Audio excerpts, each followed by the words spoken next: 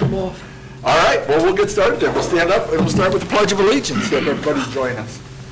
I pledge allegiance to the flag of the United States of America and to the republic for which it stands, one nation, under God, indivisible, with liberty and justice for all. All right, well, welcome, everybody. Thank you for being here tonight. Please, as we go through our agenda, always remember our vision of inspiring all learners to be engaged and successful in our mission of providing an enriching environment to meet the needs of all learners. So from there, we'll start, open a public hearing. We have on the 25-26 calendar at, well, we'll say 5:30. Joe, yeah, getting you to the calendar, all right. Okay. We will, later in the meeting, look to approve this calendar. When we do approve the calendar, we're really approving three things. We're approving that it's a calendar based on hours, as it is this year. This calendar is based on the state minimum of 1,080 hours. We're approving a start date of August 25th. We were hopeful of some legislation that would give us some flexibility with that. That hasn't happened, and it doesn't look like that it will, although it's still alive. And then we're looking at an end date of May 20th with students. In between there, it is a calendar that is really just like this year's calendar. It does have a spring break in March. It has our last day of school with students before the holidays is the 19th. The 22nd and the 2nd are both PD days, which will most likely be flexed, which gives our staff flexibility in how they fulfill those days. And then we talked about hours previously. This one has 1,126, so it's about 46 hours extra. This year's has a little bit more than that. That's supposed to be 60. Well, with that flex day, it's nice to see the 2 weeks at the holidays also. It does provide that 2 weeks, yeah. This year it felt very short. Yeah, it was. It was. Because we came back on the 2nd with students this year.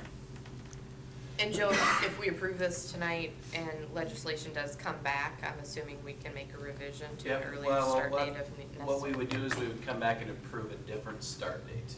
Yep. We've got the three things we're approving based on our start date and end date, so we would come back and I'd recommend a different start date. If they would make the change, the language in the current legislation is the Monday prior to the last Monday, so that would be August 18th. We would probably make a recommendation to start on the 20th. We like starting school on Wednesday, not having the full week, but not also having the short week. So that would probably be what our recommendation. We wish we could start on the Wednesday of that week every year. I thought I saw some legislation that maybe was going to revert back to requiring days. Have you? There was. I don't believe that made the funnel. Okay, I didn't. I also believe that's anti-4-day week legislation. That's what I was wondering, yeah. Yep.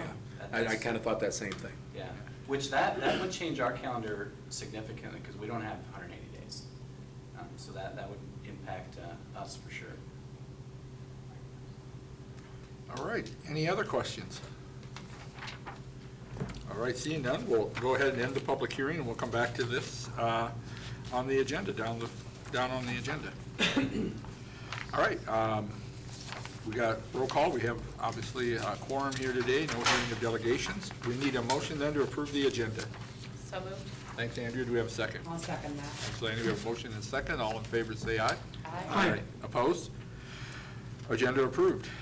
Seeing no communications to board, we'll move into the consent items. And also realize you have additional consent items in front of you to review. And I think Lisa got one in late that's not on it that we wanted to mention. Yes, it's just an additional retiree insurance, Chris Hartford 555. It's just not on that. He was on that 10-year early retirement group, and so he just got his in late as everything was printed. And this was the first month of doing it, so it's everybody learning what we need to do. Well, I'm sorry, what was that? I had missed it. So when those retirees that are on a 10-year plan Yep. hit 65, Wellmark will no longer allow an inactive retiree to be on the plan. Okay, So they have to move to Medicare. okay, But Medicare is billed to the individual. They won't bill the school, so I have to reimburse them. gotcha, okay. So we continue to provide for them, it's just not on our Wellmark Health Plan, it's providing the supplement reimbursement for Medicare. Okay, For whatever number of years they have left on there. With Chris, it's probably 4, something like that. 2030, I think is the first year, so. I make a motion to approve the consent items. Thank you, Andrew. Do we have a second? Second the motion. Thanks, Tom. Do we have any further discussion? Hearing none, all in favor say aye. Aye. Opposed? Consent items approved. We'll go into the superintendent's report. All right, so this is when we will look at our budget for the first time. We don't approve a budget tonight. We just simply look at the different parts to it. We'll talk about what we will approve in April. We'll also talk about tax rates and some of those things, but we don't. There is no approval. This would give us the opportunity then, after you guys see this draft budget, you could say, no, that doesn't look quite right, or maybe we want less in a few areas, something like that. We would have the freedom to do that. So the first thing, what our certified budget is, it's a document that shows the amount of taxes being levied for each fund, as well as expenditures. This has to be approved before April 30th. It used to be April 15th. It's moved to April 30th now, full-time. There's also an additional meeting that takes place. Last month, we approved that additional meeting on March 24th. So on March 24th, we'll have a public hearing at 5 p.m. Where we just have a public hearing on the budget that I present tonight. Our second public hearing will then be before our April board meeting, which is the 14th, I think. So there's an additional required public hearing that takes place in order to adopt this budget. We're not just certifying, we're also informing. That's part of this process. We'll inform the public the maximum we can spend next year in FY26. We'll also inform the public of what the property tax rate will be in FY26. There's 5 areas: instruction, total support, non-instructional programs, total expenditures, and total other expenditures. So those are the categories that we approve. Now again, we don't necessarily approve the amounts that's being taxed for each. We approve total amounts, but I will talk about specifically in those areas how much we will certify. Property tax, the requested property tax dollars for all of our funds combined, the tax rate is requested as a total tax rate. What that means is we're going to talk about the cash reserve levy independently. But again, we only approve a total rate, even though we will talk about the pieces that make up the tax rate. So really what we're doing is certifying a total rate. But that would be the opportunity for us to say, now, that's not a management number we're comfortable with, that's not a cash reserve number we're comfortable with. Those are really the 2 levers that we have control over. We'll inform the public of what we plan to spend next year. We'll also inform the public of re-estimated amount for this year, and we'll also inform the public of what we actually spent last year. Those are 3 requirements as part of this process. Next year, what we think we're going to now spend this year, and then what we actually spent last year. So the factors that make up our budget, number 1 is our enrollment. How many people do we have in our district? Our head count enrollment is up significantly this school year, and that's what our budget is built upon. We increased from 1411 to 1447, so 35.7 students is what we increased, so a 2.5% increase in enrollment. This creates a scenario that we will not be on a budget guarantee. That's if you have a declining enrollment, you'll be on budget guarantee, which gives you 101% of your budget for the next year. There's also supplemental enrollment pieces, which could be like an English language learner. We also have reorganization incentives. So what that means by supplement is it's just not the number of kids, it's also we get 0.10 times our number of kids for reorganization. We get a measure for English language learners. Preschool, those are not students who are funded at 1.0, they're funded at 0.5. So those impact your supplementary weighting as well. This is a look at our enrollment over the past 4 years. This is our certified enrollment, so resident kids attending our district, 1,447 this year. Last year is 1,411. So this is the number that is funding us right now. Last year's October 1st number. This year's October 1st number is what will fund us for next year.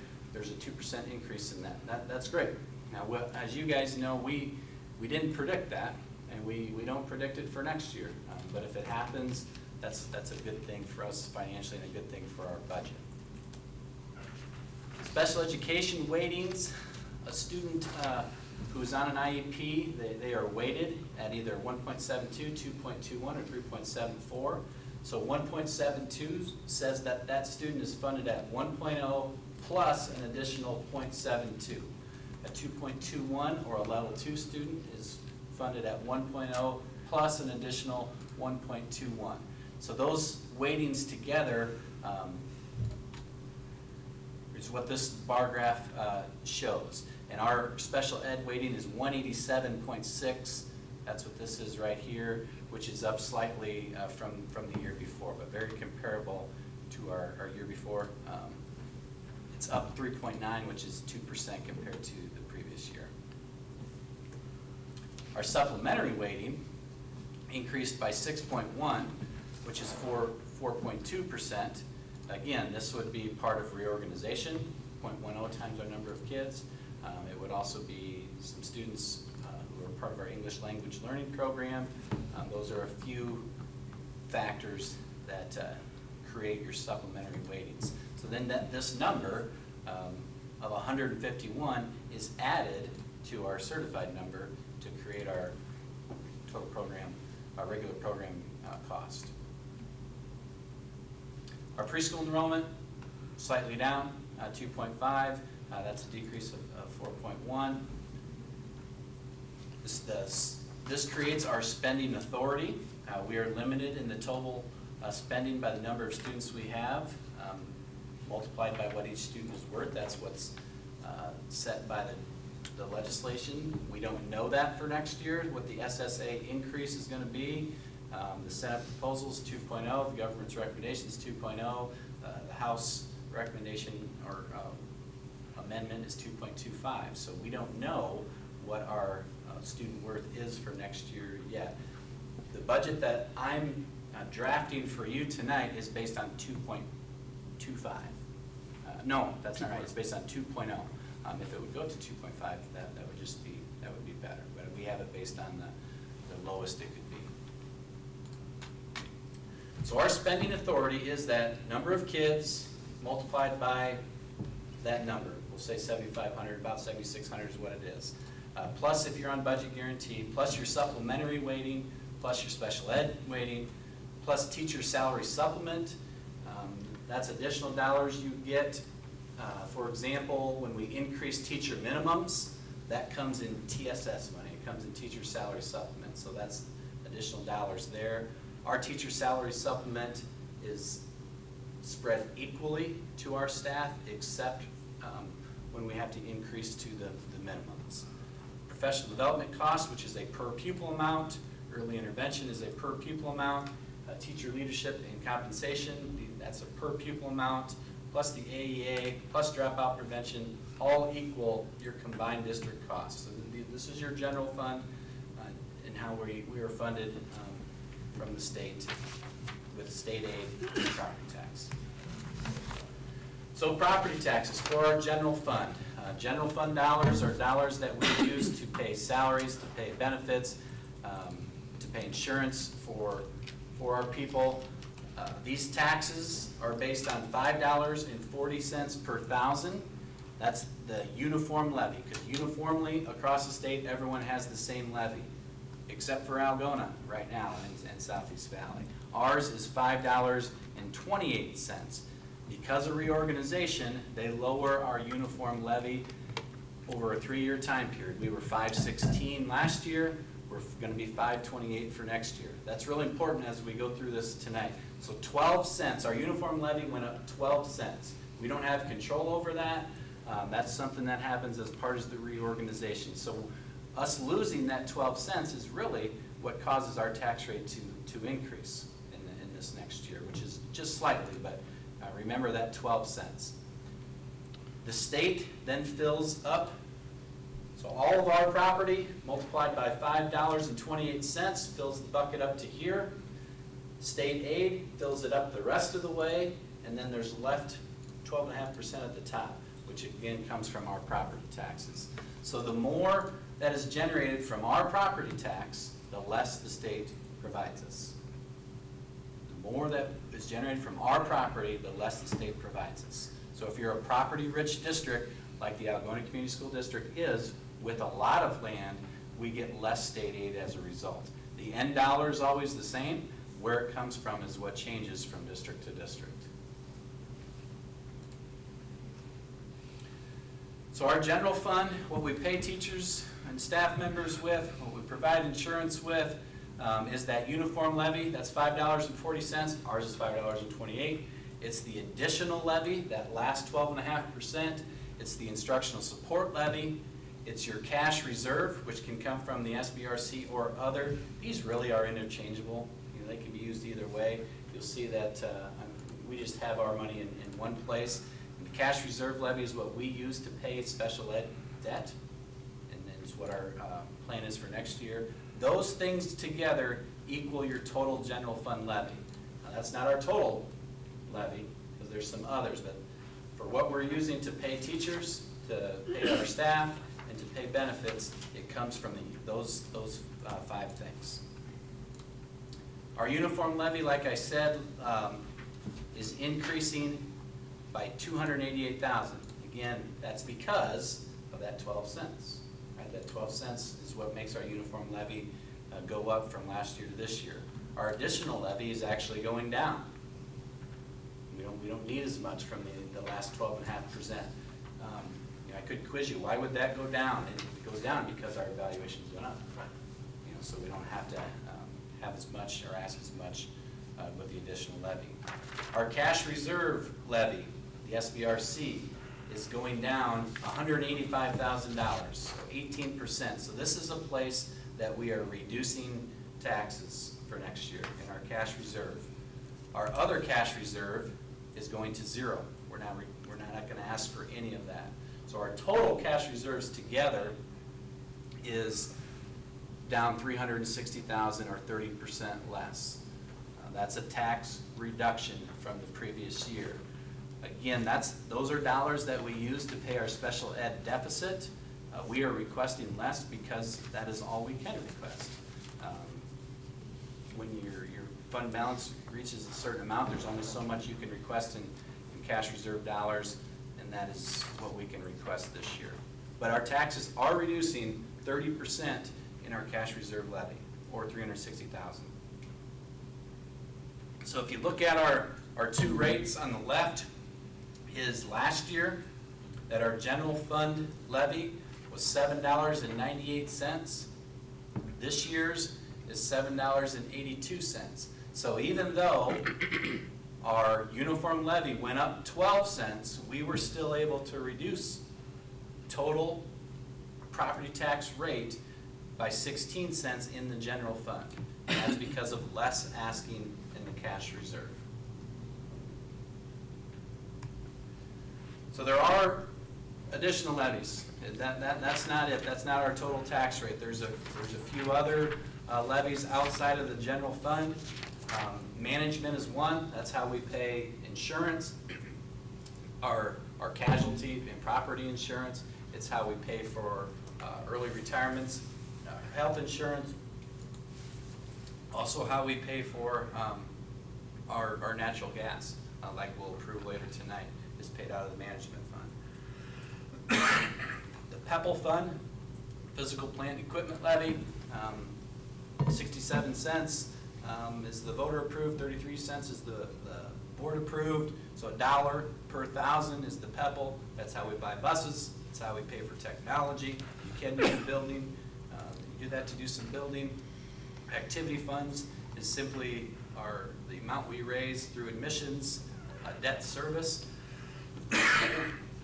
We don't have a debt service in all of the district. We do in the former Titanca, where they have a general obligation bond that they're continuing to pay at $1.34 per 1,000. Nutrition is the fund that dollars that come from the federal lunch program, and sales tax funds. The 1 cent sales tax in the state of Iowa is distributed on a per pupil basis.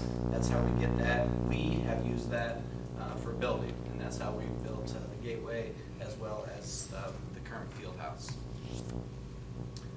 On the next slide, we'll just go to the next slide, are those what we certify. You know, what we certify is what we plan to spend next year, what we re-estimate we'll spend this year, and what we actually spent the year before. So those are those numbers. As you can see, they're fairly close. Instructional goes up 4.8%, except for down here at the end, where they're very different. That's because of the money that we received for building the field house. When we took out a loan, we got all that money at once, so it shows up in FY25. So the big difference here, it's really not that we're spending $14 million difference, it's just from the field house funding. This budget is a total tax rate of $10.01, actually rounded to 10.02. This year we are at $9.97. So it's 5 cents increase from last year. But remember that our uniform levy is going up 12 cents. So even though our uniform levy is going up 12 cents, we were able to make it that our total rate only goes up 5 cents. If you look at comparison through the years, probably the bottom line, 997, 999, 1002. You can see we had a high of 1081 in 2020, 1060s. When it dropped from 1063 to 997, that's because of reorganization. That's what dropped that. So it will climb up. I don't know if it'll go all the way to 1063, but it will climb up from there.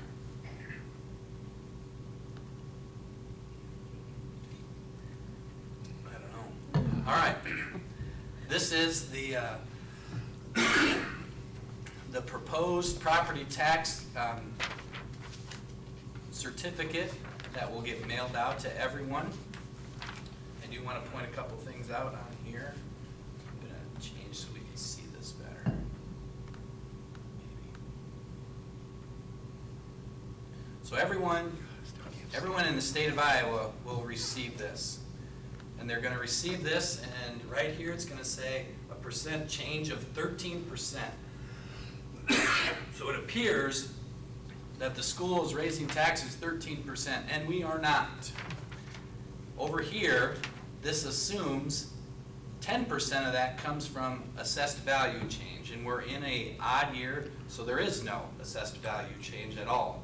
So that takes away 10 of those 13%. The rollback on residential, we are never taxed on the full value of our house. It's rolled back to 52%. The rollback increases to 54% next year, so that's 2%. So 12 of this 13.45 isn't anything we have control over. 10 of it's not even real. So the rest of that, 1.45%, is what our taxes are going up from the school. Can I recommend that you make a video about that and We share will. that on YouTube? Yep. Thank you. We did that last year also. We'll do that again A lot to of explain questions. this as people get that. And we we hope people are able to attend our public hearings as they have questions. Taxes are not going up 13%, they're going up 1.45% in the asking from the school.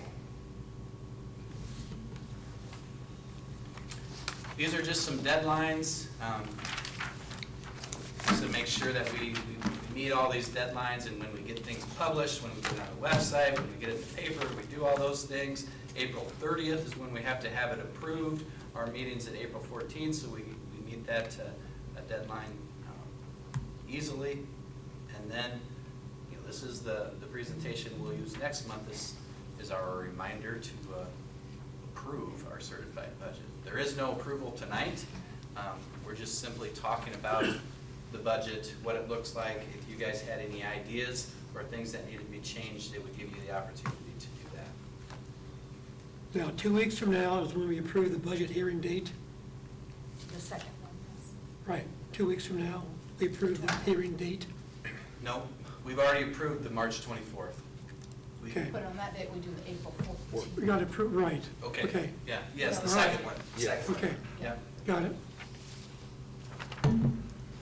And that special one, do we have to have it open any length of time, or how does that, I mean, No. just? We do not. You do not, I okay. think last year we had a couple people here. Yep, and who we asked some answered really good questions, yep.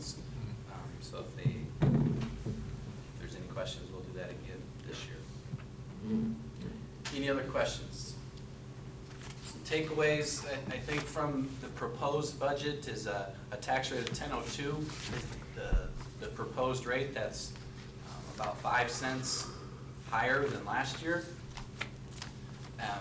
Why is it higher? Well, our uniform levy actually went up 12 cents, and we don't have control over that. And we were able to balance that down to 5, and that's why it's increasing. We're asking for less in our cash reserve than previous years. So I think it's a budget that I think is fair, and is certainly responsible to our taxpayers.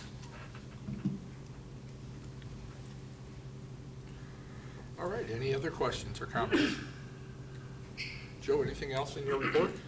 That is it. All righty, we'll then move on to the administrative report. And tonight we have Mr. Roeder here to discuss the middle school food pantry, I believe. Yep.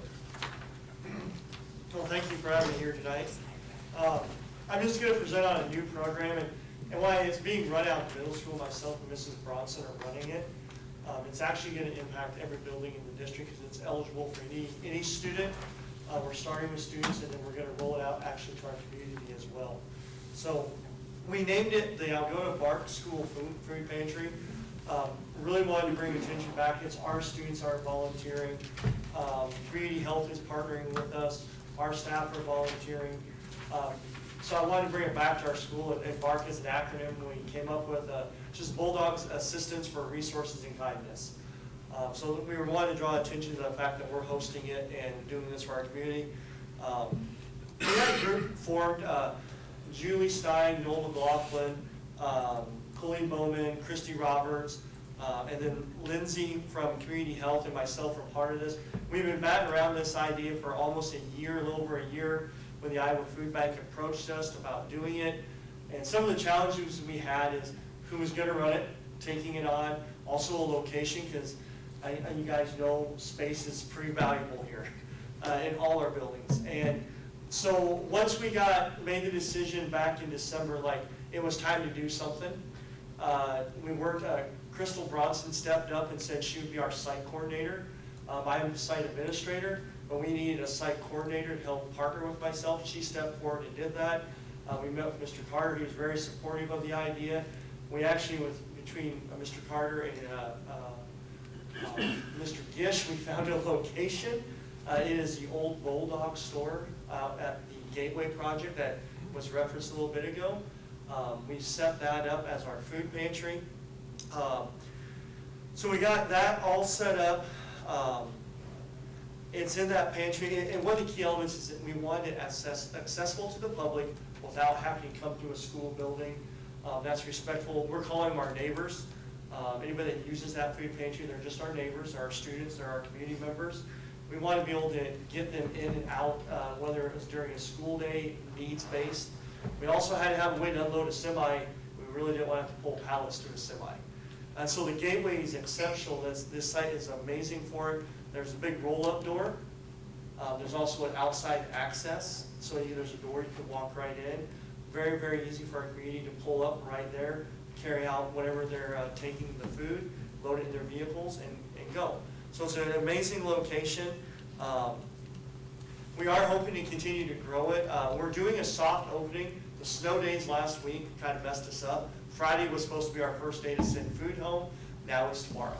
And the reason why we're waiting until tomorrow is we're supposed to get another truckload of food in. Our first order, I got some pictures here in a minute. We kind of order based on what they have available, so it's kind of limited. Some days they have a lot of stuff. Some days don't have very much. Oddly enough, you'll see we have a lot of eggs. And eggs are worth their weight in gold right now. But it's a great location, so we are doing our soft opening tomorrow. Our first group wave of food will be going out. So there's just some, when we set this up, there's some certain things we had to have. We had to have shelving. We had to have a deep freeze. We had to have a refrigerator. Because through this, we have beef, chicken, we have pizza pockets right now, fruit, to canned goods. So, and there's a bunch of regulations with food stores, so we had to have that stuff. Local union, chapter 1045 donated the freezer in partnership with U.S. Cellular and Appliance. Kathleen and Steve Welch donated a refrigerator. It's less than 6 months old. They donated that to us. Funny story, that thing actually came from Texas. They hauled it up here when they moved up here. They donated it. The Food Bank of Iowa, we wrote a grant. They gave us money for the shelving. The Boy Scouts Troop 71, they're going to be holding food drives. One of the things we're going to try to offer at our food bank that we don't get is detergent, laundry soap, fabric softener, paper towels, things, household items that we can't get, and they're going to help us do that. Mrs. Stein is writing a grant to ISEA. They have a program there that we're going to use to buy those items as well. Fairway and Hy-Vee have other community partners, so they'll actually in time be providing us with some food items, but they're also providing us with bags to send items home. Stroman Dentistry, we all know dental health is key. They hooked us up with some toothbrushes, toothpaste, floss, things like that we're going to give out. Community Health, they are invaluable. They'll be helping us staff it, volunteering, loading or unloading the trucks, stocking our shelves and things like that. And then the school itself, just working with Joe, Crystal Bronson has some time to help us in there, supporting us with the location and things like that. So those are our local sponsors. I will say right now we have multiple other groups that have contacted me that want to do food drives for us, or hey, can we make a cash donation so you can go out and buy items to stock your pantry with. One of the beautiful things about our pantry is you walk in and tell me you need food, you got food. There's no paperwork. I take that back. If it's USDA, you have to fill out a form that says you live in the state of Iowa. Otherwise, we are asking for any verification or anything. We are here to help our community and our students. If they need it, we provide it. And I'll talk about this in a minute, but if there's an emergency in our community, a fire, we had one just earlier this school year. I put together a load of food and I go. We drop it off, we provide it to them, no questions asked. There's just some pictures that what it looked like as we were putting together shelving, fridges. That's a picture of the local 1045, I think that's the president and vice president making a donation for the refrigerator. So just kind of wanted to see what it looks like. We hit the next slide, Joe. This is our initial order. I know it doesn't look very much, but that is an entire pallet of food that we could get. Our first order was very limited. They just didn't have a whole lot. What we do is we get just like you go grocery shopping, think Hy-Vee online or Fairway online, we go online and whatever they offer, that's what we can get to order. And it's real time, so once we put it in our basket, it's guaranteed to come to us. And like I said, we've looked ahead, I mean, they have beef, chicken. You can't see it in the bottom fridge, but those are whole chickens. Pizza rolls, orange chicken pizza rolls. Mac and cheese, we know that's a big one. And then like I said, eggs. We are ready to send out eggs, protein shakes. We have hot sauce. Try different things to put together meals. We are ordering, like I said, our second order comes in tomorrow, and then our big order we're hoping for is next week. We've kind of noticed a cycle that every about 3 weeks is when they really have a lot more stuff available. And so that's what we're really hoping to fill our shelves. So right after spring break, we're going to go our next step and start opening it up to the public like walk-ins. So we will be doing some advertising. We've put together some flyers. We'll post these around different places in town.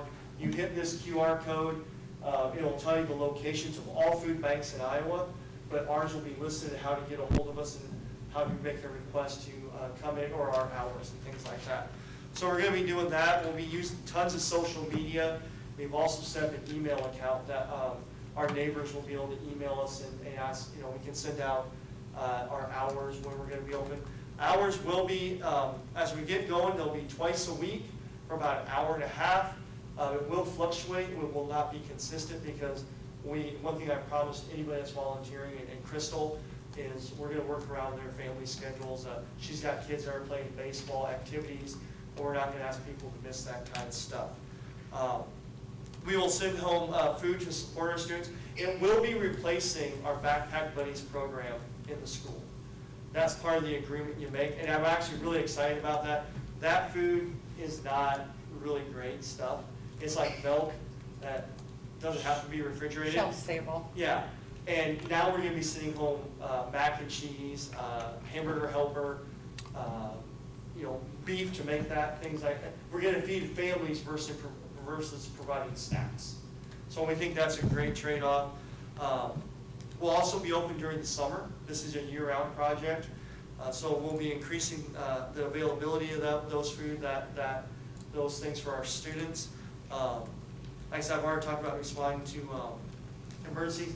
One thing that we've already been reached out to by a couple people in the food bank is there's a level of food right now like we can have because it's cold.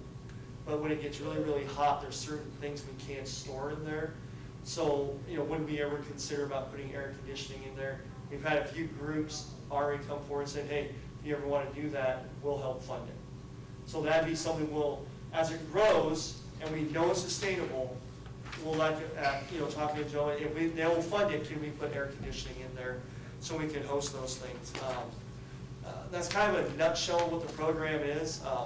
I think, again, the beauty of it is it's open, it's accessible to our public, our students. Nobody's going to be turned away. I'm not here to really question your needs. We're here to help you.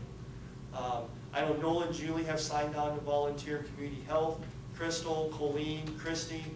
So we have a great group of staff members that have already said, hey, we will volunteer. Our kids are helping unload the trucks, silver cord hours, things like that. I was asked today if we would take volunteers from other schools in the area, and I said yes, they can come and volunteer. So whatever their programs are, we would sign off on that. Again, this is for our community, and so we're really excited about it. Kind of in a nutshell, there's a lot of stuff there. I could probably talk for an hour on it, but I won't keep you that long. Any questions about the program and what we're doing with it? I love it. I think it's great. It's a good program. So when they come up and ask for food, you just ask how many in a family and Yeah, choose, that's one of the things we do ask is how many in the family. And that doesn't necessarily regulate how much we give you. Yep. It's simply, that's what they want to know on the USDA form. It's your name, how many's in the family. I already fill it out, that's the state of Iowa, and then they sign it. So yeah, and then we put together meals. And what we're trying to do is order based on meals. So, hamburger helper, obviously you need hamburger. Mac and cheese, a couple different options, tuna, mac and cheese. I know some people like peas and mac and cheese, so we got that. Hot sauce and chicken, the pizza pockets, a quick meal. So that's what we're trying to, when we order, we're basing it around the idea of putting together meals for a family, not just for a staff, but a whole family trying to do that. So. Well, it does sound wonderful. So I guess we can be encouraged to volunteer too if we have time. Love that. So, Thank you, James. thank you. Thank you. I am going to head to a concert, so yeah. You bet. Thank you. Thank you, guys. All right, we'll move into the old business end here. I think we have to second reading of some, We do nothing not on have that. Okay, yeah, no, that's right, nothing. It does say that. All right. We'll go on to new business here. And first reading of board policy. First reading of board policies, all of these meet IASB recommendations except for 80204, capital assets. We need to update the paragraph limit from $3,500 to $5,000. It's in the chart. Also, if you were looking on it through Assembly and you clicked on the paragraph or clicked on the policy, it'll show you in green that, or actually in red, the updated amount from $3,500 to $5,000. The other policy change is 9032, community resource persons and volunteers, which we need to add the last paragraph, which is in green for that addition. No action on these tonight. This is the first reading of these policies. Again, the rest of them, all reviewed and meet the Iowa Association of School Board recommendations. And number, the first one, 70104, we're going to change that number. Oh, yes, thank you. 70104, the governmental accounting standards, we're going to update the policy number to match the Iowa Association of School Boards 70104. Ours was different, we're going to update it to that. All right. Any questions as you look through those briefly? We'll bring them back next month for then approval. All right, move into, we're looking to set the public hearing number 2, date number 2. Yeah, and maybe we misunderstood your question, Tom. We do set the public hearing number 2 tonight for the April 14th. So we've already set our special, or our budget hearing number 1 for March 24th. We did that last month. Tonight, we need to set a special, wouldn't be a special meeting, a public hearing for budget hearing number 2. And I would propose April 14th at 5 p.m. Before our regular scheduled April meeting.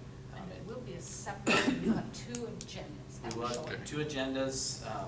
That's a requirement, and this is, again, meeting is part of the requirement as the new legislation that was passed 2 years ago. So my recommendation is for a special meeting for the budget hearing number 2 on April 14th at 5 p.m.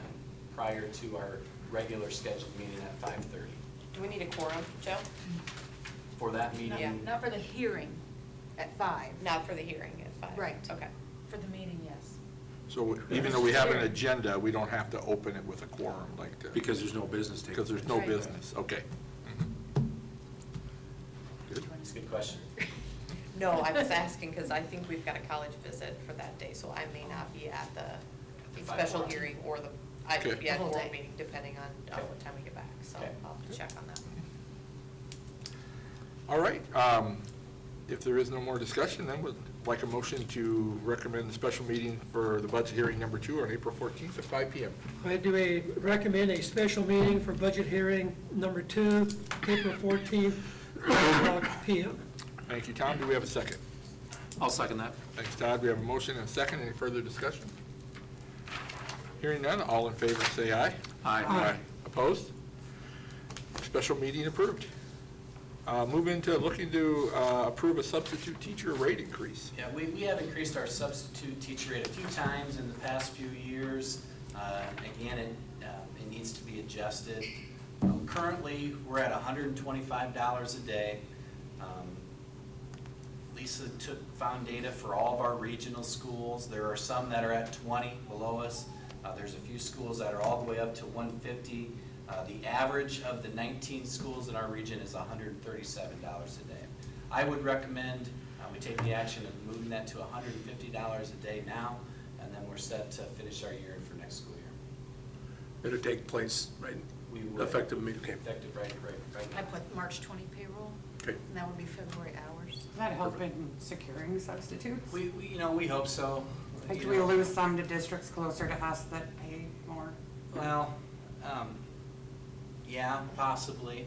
And I think more than anything, it's a fair rate for the people that come in and work in our buildings. And, I would recommend increasing it to $150 a day.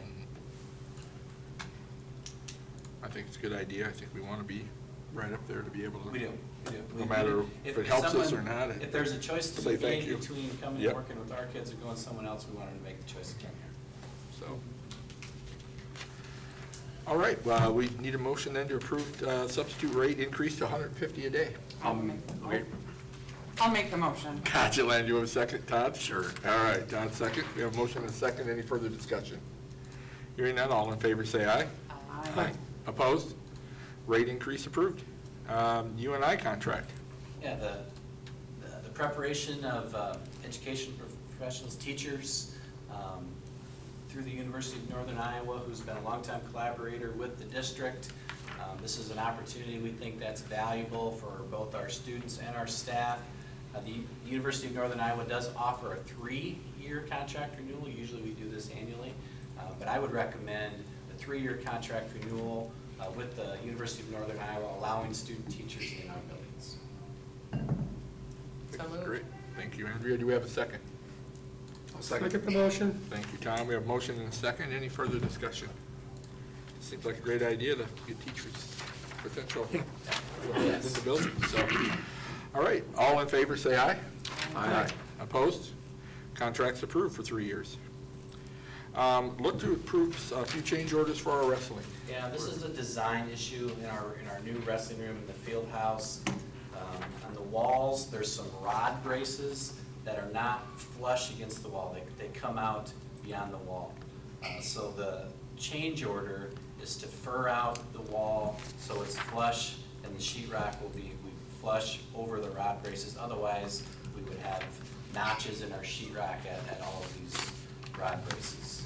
Again, not foreseen in the design process. It was not included in the drawings. That's why it's a change order. But certainly something we want to do. On top of that sheetrock goes our wall mats. So having a flush surface is important in that room. So I would recommend the approval of this change order in the amount of $1,557. So moved. Thank you, Todd. Do we have a second? I'll second. Thanks. Lanny, we got a motion and a second now. Any further discussion? I just have a quick question. Yep, you can write. So, and I think I asked part of this in the agenda review, because it was a design, it was just missed, right? Yeah, I don't know if it was missed or that the, when it was put together, that those rods were outside of the wall and not flush. So it is a design issue, but either way, it needs to be resolved. Absolutely. Yep. And I don't know, like, within our contract with the architectures and so on, is there anything in there where, you know, I mean, Yeah. this is relatively inconsequential in terms Right, of the right. 1,500, but, you know, in foreseeable projects or in this one alone, if stuff gets missed by a team of people, I assume it doesn't fall on us, we didn't design it and that Yeah. kind of thing. There there- is. In this case, I think they would say this doesn't have to be changed, that you could sheetrock around the rods. That creates a problem for us because of the wall mats that have to go on the sheetrock. So yes, there is things in our contract for design errors. We've executed a few of these in this project, specifically with trim color, where it wasn't specified in design and in drawings as it was intended, and the architect covered that at a cost. Thank you. All right, any further discussion? We do have a motion and a second. Hearing none, all in favor say aye. Aye. Opposed? Change is approved. How, can I ask how we, Yeah. I know they're pouring the floor, right? Yep, last Tuesday was the first pour on the floor. They did the far north side. On Thursday, they did the west side. They are supposed to be done pouring the field house floor this week. So sometime in the next few days, they've started to sheetrock in the weight room and wrestling rooms. That's why this change order comes to place, because they got these areas they can't sheetrock. So it's moving along well. On the exterior, they're putting some trim work. If you look out there, you know, most of the steel's up, but the trim on seams isn't. That's something they're doing on the exterior. We still feel good about substantial completion of this summer, so we have access for it next school year. They are still saying access to the wrestling and weight room, end of April, first part of May, which is an important part of the process for two reasons. Like our new mats are here, and we need a place for them. And secondly, when the new wrestling room and the new weight room are done, and we have access, then the repurposing of those weight room, of those existing places can begin. Otherwise, they can't begin, because we have to have them one way or the other. So progress is good. Things are moving along. They feel good about that stuff, and hope to continue to meet some of those dates and deadlines. Is there a concern with the exterior trim not being on and rain and stuff and insulation getting wet, or? We asked that, because yes, we have that concern. The insulation is designed to get wet. Okay. It doesn't mold, it doesn't mildew, those things. If you go in there, there's a few spots of drips. It's not because of those seams, it's actually because of HVAC ductwork. So they think even where they have that exposure, it's pretty, Okay, pretty good. tight. All right, we'll move on then to, looks like the approved extension of fixed price agreement.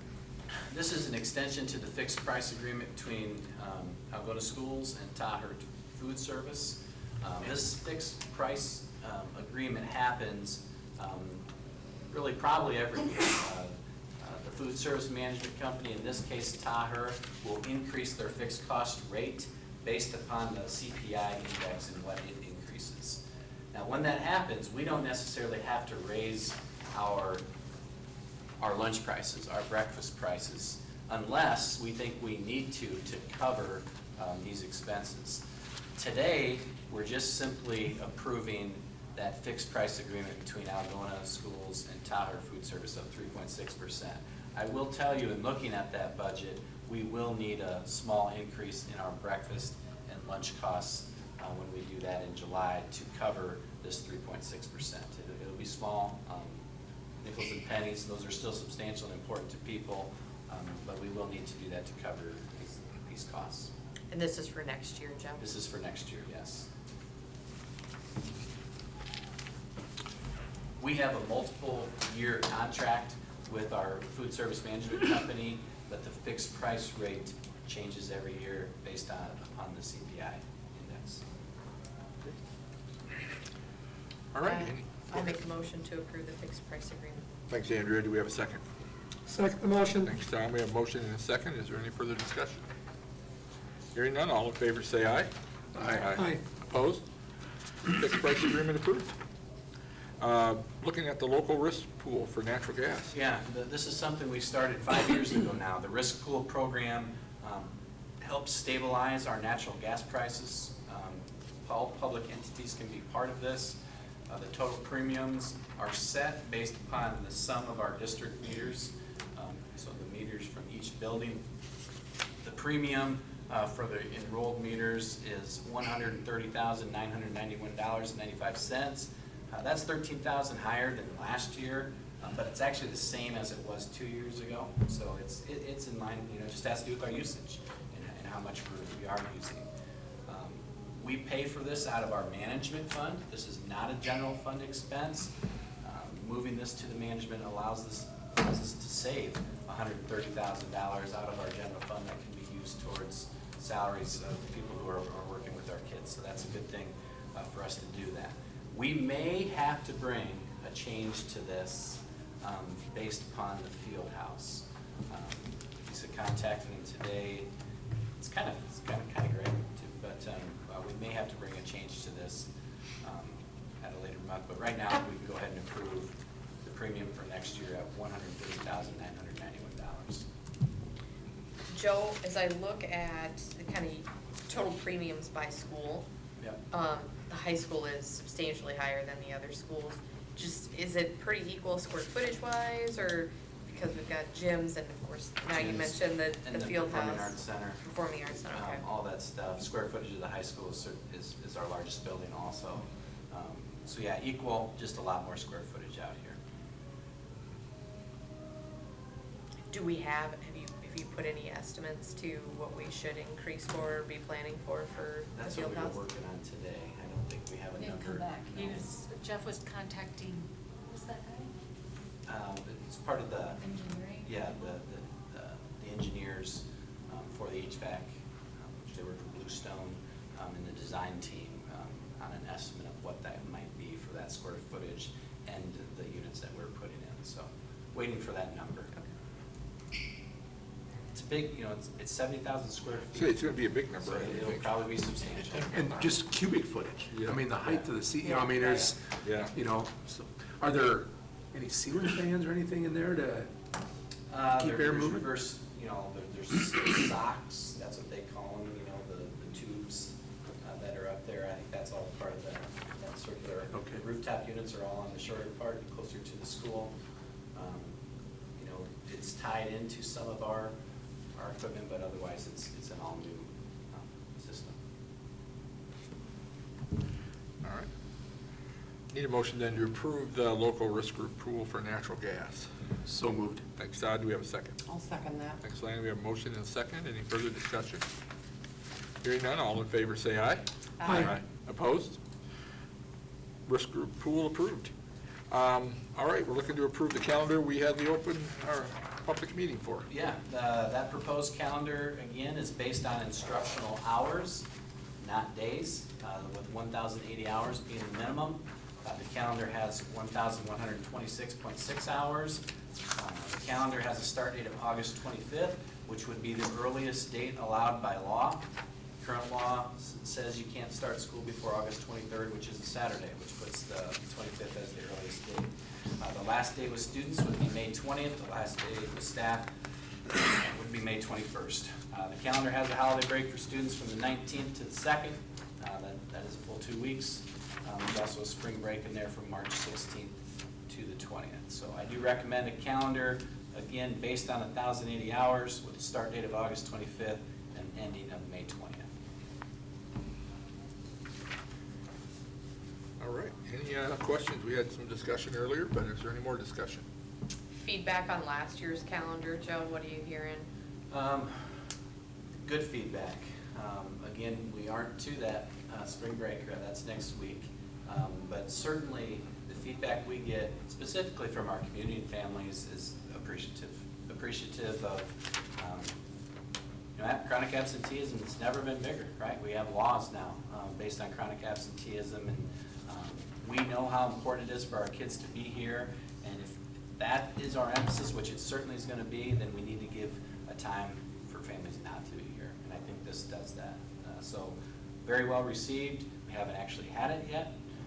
We also haven't had to add days because of missed time yet. So those are both a couple big factors in there. But I still think it's what's best for our community. It's what's best for our families. It's what's best for our kids. And I think it's good for our staff too.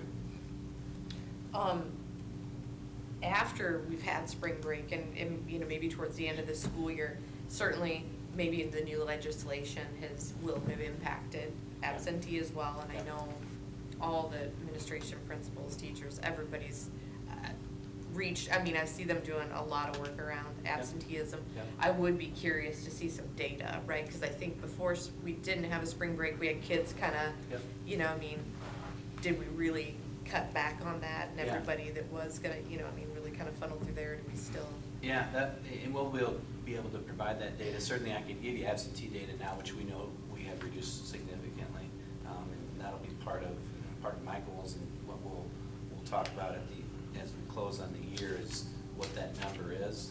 But I think that's another factor, Andrew, to be honest, is that we'll have less families missing 2-3 days here on family vacations because they'll try to take them there during that week. Okay. Thank you. I make a motion to approve the new school calendar for next year. Thanks, Andrew. Do we have a second? I'll second. Thanks, Todd. We have a motion and a second. Any further discussion? Hearing none, all in favor say aye. Aye. Opposed? Calendar approved. Some open enrollments. We have 4 open enrollments, 3 open enrollment out of the district. 2 of those are homeschool, the other is due to a family move, the other open enroll into the district. All of these have met requirements, and I recommend the approval of these applications. So moved. Thanks, Lanny. Do we have a second? Second the motion. Thanks, John. We have a motion and a second on open enrollment. Any further discussion? Hearing none. All in favor, say aye. Aye. Opposed? Open enrollment approved. All right, we'll look at resignations. Resignations first, we have Judy Lean as a middle school and high school teacher associate. Cindy Schmidt, retirement as a first grade teacher, and we want to thank Cindy for her. For all of her years of service in education and her time in the district. Fabulous educator, and we wish her the best in her next chapter. Cameron Shada, high school Spanish. Grace Herbst Ulmer from Middle School Student Senate, pending suitable replacement. Rudy Week from Middle School Girls Wrestling. And Brian Connick from Freshman Girls Basketball. So I recommend these resignations. Make a motion to approve the resignations. Thanks, Todd. Do we have a second? I'll second that. We have a second. Any discussion? Hearing none. All in favor, say aye. Aye. Opposed? Resignations approved. We'll then look to approve the contracts.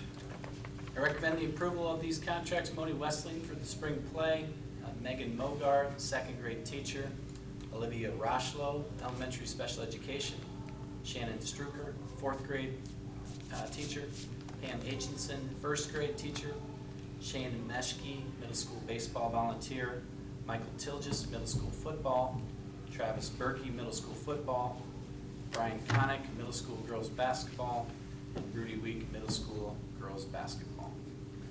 So it's football. Football. Yep. Is there a reason why Rochlow and Bogart say fiscal year 26 after them and none of the others do? I didn't know if they were like starting. Met to and Okay, nope, I just didn't know if they trying were to starting decipher them all. halftime or, you know, okay. Yeah, they would all be, well, the spring play is currently, Yeah, and baseball would be currently, the rest are all for but the teachers. Next school year. next school year. Gotcha, okay, Yeah. no, I just noticed that and it's, Also, kind of an update, went to job fair Friday, wonderful event at the University of Northern Iowa. We got some teachers we met there that we're interviewing this week, some even probably after that. Mr. Cecil's at a job fair again today at Iowa State. That was something we wanted to do better this year, is to get out. Really, these job fairs, in our opinion, are too late, but we still had open positions, so it worked out. We're trying to find that high school English, high school Spanish, and then we have one preschool left to hire. So we feel really good about our hires, and the people are on this list, and feel really good about some connections we've made at the job fairs recently too. Great. Yes, anything we can do to keep working out there. So, we need a motion to approve contracts. Motion to approve the contracts. Thanks, Tom. Do we have a second? Second? Thanks. Andrew, you have a motion and a second. Any further discussion? Hearing none, all in favor say aye. Aye. Opposed? Contracts approved. Thank you, everyone, for everything tonight, and I appreciate all your dedication for being here. We need a motion now to adjourn. So moved. Thank you. Do we have a second? I'll second that. All right, Andrea and Lanny, we are adjourned.